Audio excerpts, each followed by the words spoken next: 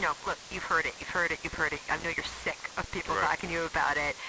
The way to shut them up is, of course, to get out there on the court and do it. How Right. close are you to having where you want your shot to be? Nowhere near close. This is the second year I've been playing. It's really the first year I've actually worked on my jumper and had the whole summer to work on it.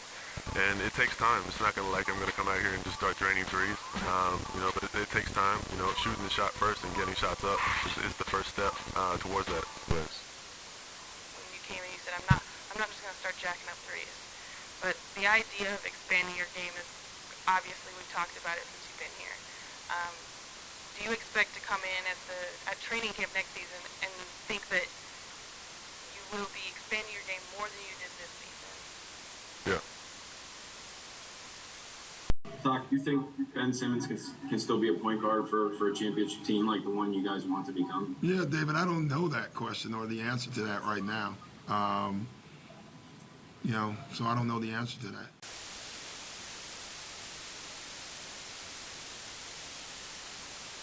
What's up, YouTube? Welcome to the latest episode of The Layup.Line. My name is Dolos, and if you're new to this channel, you should definitely consider subscribing for more NBA videos like this one.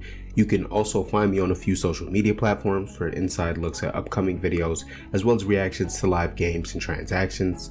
I've also got a Lakers podcast with my guy Rose. I absolutely recommend checking it out. We keep it entertaining and discuss general NBA stuff as well if you aren't just a Lakers fan. But moving on to today's topic, I really wanted to talk about Ben Simmons. As you're probably aware, the Philadelphia 76ers lost in the Eastern Conference semifinals in a 7-game series to the Atlanta Hawks. If you watch the series, you know that Ben Simmons is one of a number of reasons that Philly lost this series. Simmons is a former #1 overall pick, an all-star and runner-up for Defensive Player of the Year. When you are that caliber of player and you underperform so humiliatingly on a large stage, you're going to make some people mad. When you also play for a fan base as passionate, as intense as 76ers fans, you may also get your jersey burned, booed at home games, and have the fans turn on you. And to be fair, these are the same 76ers fans who spent years staunchly defending and supporting Simmons, so this is just the clearest sign that both sides are best parting ways. This shouldn't shock anyone. It's been highly discussed since 2017. Ben is a non-shooting perimeter player, and Embiid is a post player who needs three-point spacing around him. Simmons and Embiid's sheer talent convinced 76ers front offices to try their hardest to maximize this duo. There's still a fairly good argument that the potential still to this day has never been maximized. Mistakes across multiple front offices cost this team shooting and perimeter players that would have ultimately helped Simmons and Embiid coexist. But that's all it would have ever been. Two stars coexisting without ever amplifying each other and forcing the team into a very specific look and play style. Joel Embiid is also in the midst of an MVP level prime, and the franchise owes it to him to provide a roster built on his strengths as the team's best player. For years now, Philly has needed or wanted to compromise that vision because Embiid's co-star didn't fit it. But after this playoff series, we can't exactly look at Ben as a co-star. In the wake of such a humiliating playoff loss, perceptions and opinions can flip hard.